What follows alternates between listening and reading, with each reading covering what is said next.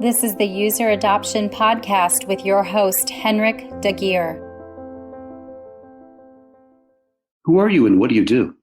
Hello. I'm Julia, and I come from Denmark, and I work for a large multinational company within the renewables energy sector, and I work in IT department. Even though my academic background is actually not IT, but I have a master's in marketing and business innovation. But I have been in IT for quite some time, and I really enjoy working at the intersection of IT and business.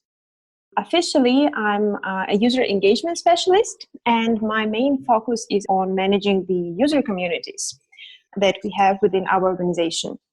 And those user communities are basically the users for our core applications that we use in our company. And my main role is to make sure we have the knowledgeable users and that they are adequately trained and they know how to use our applications and what for.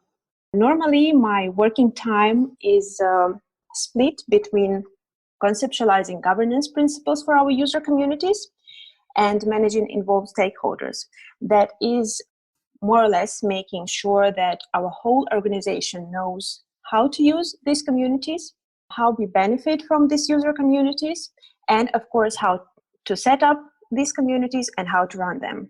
And this is more like, let's say, strategic, boring part of it.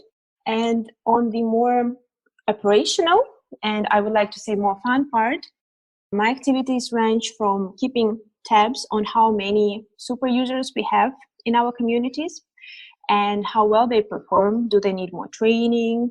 Do they need more coaching? Do they need more people in the communities?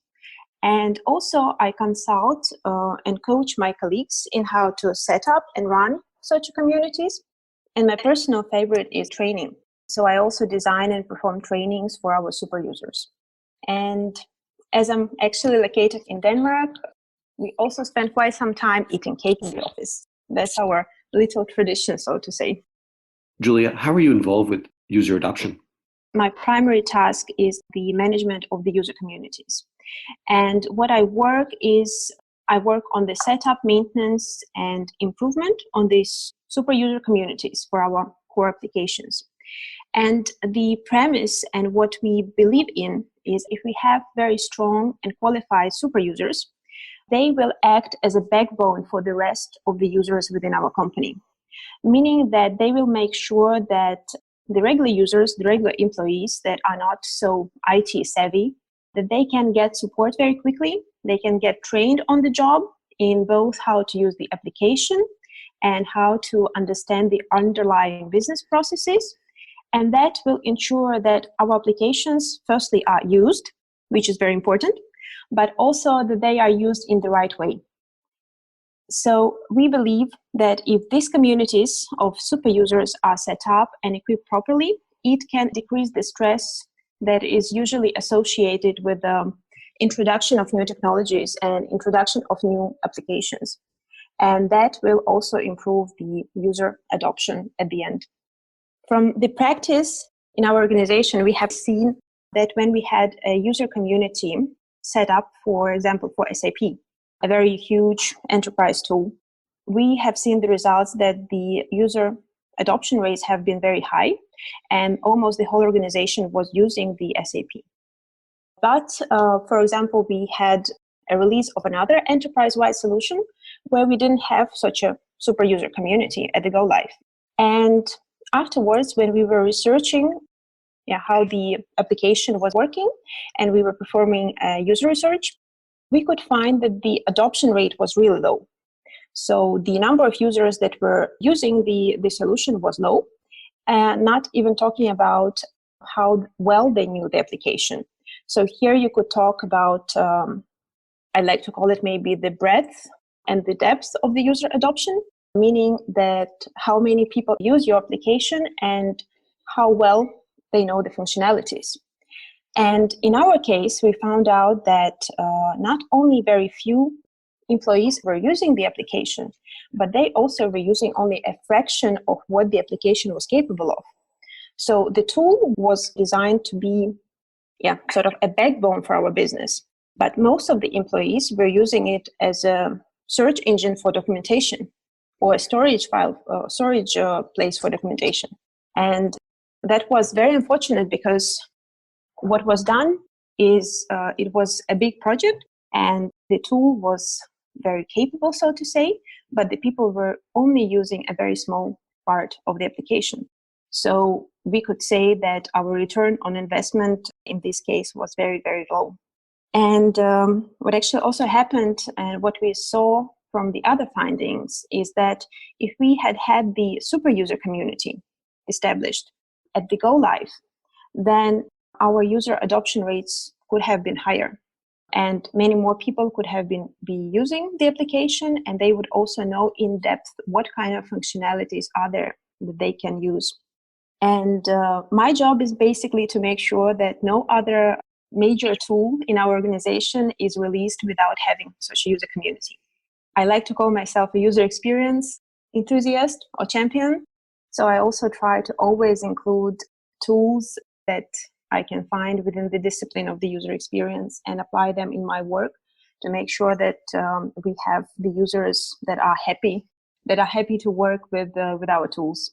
And user experience, in my opinion, goes hand in hand with the user adoption, because if we have users that have terrible experience with our tools, with our technology, I don't think we can accept them to continue using what we provide. Julija, what are the biggest challenges and successes with user adoption? The biggest success is to grab attention of key people.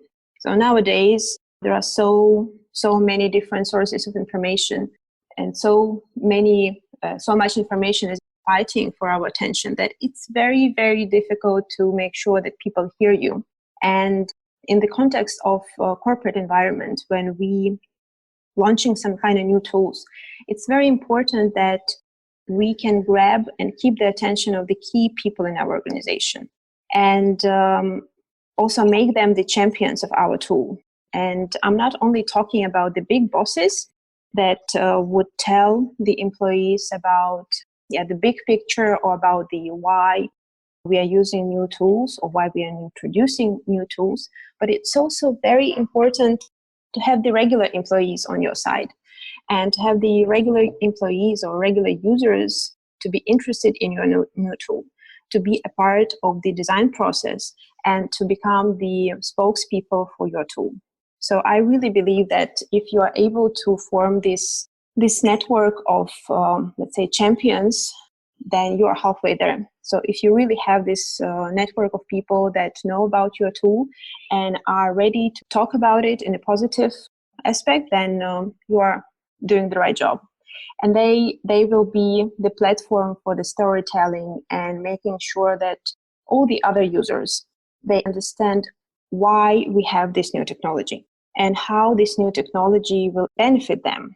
And it is extremely important that these questions are answered to the users and that the users understand the big why behind the tool and that they also know how this tool will help them with their daily tasks. And they need to hear that from a very credible source, I would say. As for challenges, there are so many. I don't even know where to start. But I think the classic one and like the biggest one is the change resistance. And especially in the corporate environment, I think it's very common. We have so many employees that they just want to keep the status quo. They just want to do their job like they used to do it 10 days ago, 10 years ago. Maybe even they just want to do their job and they want to keep the business running. They don't have the time for your new cool tool, fancy tool that will be doing something else. And most of the time in the corporate environment, at least, I think announcing the new technology, announcing that the new application is coming sometimes is not easy, and it also can cause negative wave because people just want to be left alone. They want to do their job and they don't want to learn about some kind of new tools. And I think this is where we lose a lot of people, and this is where the cause of low user adoption rates maybe is starting. So I think it's extremely important to make sure that this resistance can be overcome. Among some other, I think, other challenges, I could also mention that communication is not always very clear. Users not always actually understand why the new tool is introduced, why they need to use it, how it will make their life easier. What they see usually is just, okay, this is a new tool. This is extra work for me. So I'm not going to spend time because I have other things to do, more important things to do than learning a new tool. And if you talk about learning, I think also the topic of the training is extremely important. And this is where the training should be approached in a very discreet manner, I would say, because you cannot train people too early, you cannot train them too late. You have to really time the training and make sure that you provide that information to the people when they are ready. And that is more or less when they are supposed to use the tool. So those three, maybe I would call the biggest challenges, like the change resistance, the lack of communication, and the untimely training. Julija, what advice would you like to share with people working on improving user adoption? I won't be original probably here, but I'd say put your users first. I mean, there are many different user adoption strategies you can choose from, but I think if you put the user in the center of it and you really do that within your practical work, you don't just say it or you don't just put it on the PowerPoint slide, but you really work on it, then I'd say that will be bringing you very, very, very close to success. And it kind of might seem obvious because if we're talking about user adoption, of course, users are important. But what we see in corporate environment, like very often, is that the focus is a little bit shifted to fitting the budget, closing the launch project on time, or satisfying the management. So the user is not always in the center of it. But what's happening after the go live, after the application and technology is released, is that somebody has to use it. And if nobody is using it, then who cares about that technology, so to say? Make sure that the users are actually in the center of your attention while you are preparing the new technology, the new application. And that technology has to fit their needs. And the users also have to see the benefits of learning the new tool. And they need to see that the efforts that they are going to put into making this change, making this transition, will offset the costs. And I mean, nobody actually likes the change, even though we kind of try to say always that we must change in this dynamic world. But on the very basic level, humans are programmed to avoid change and avoid risk to survive. So organizational change management and putting the users in the center is very important when you are implementing new technology. And from my perspective, I would say that, and some very IT techie people might argue with me, but I would say from the user perspective, the technology is secondary. What comes first is making sure that the technology delivers good user experience and that technology is fitting the needs of the users. So if you really put the user in the center, and if you really spend time getting to know your user and getting to know what they need, what kind of issues they have, what kind of tasks they have, and then you can deliver a solution for them that will solve their issues, solve their working tasks in efficient manner, and while also delivering positive experience, then the technology can be, I don't know, secondary or third to the best, if you know what I mean. So what I usually like to do is to really make sure that for a specific technology or specific tool, we know who our users are. And a great tool that helps me in there is creating user personas, for example. And that tool basically allows you to stop looking at your users as a gray mass, but to develop and understand what kind of different types of users you have, what kind of habits they have, what kind of motivations they have, what is their background. And then once you understand what kind of user types you are designing for, then it's very easy to make sure that what you provide to the users is appealing to them. And if that is appealing to them and that is satisfying their needs. Another tool that I also use is user journey maps, and that basically allows you to understand what kind of tasks and steps the users are going through in their daily life.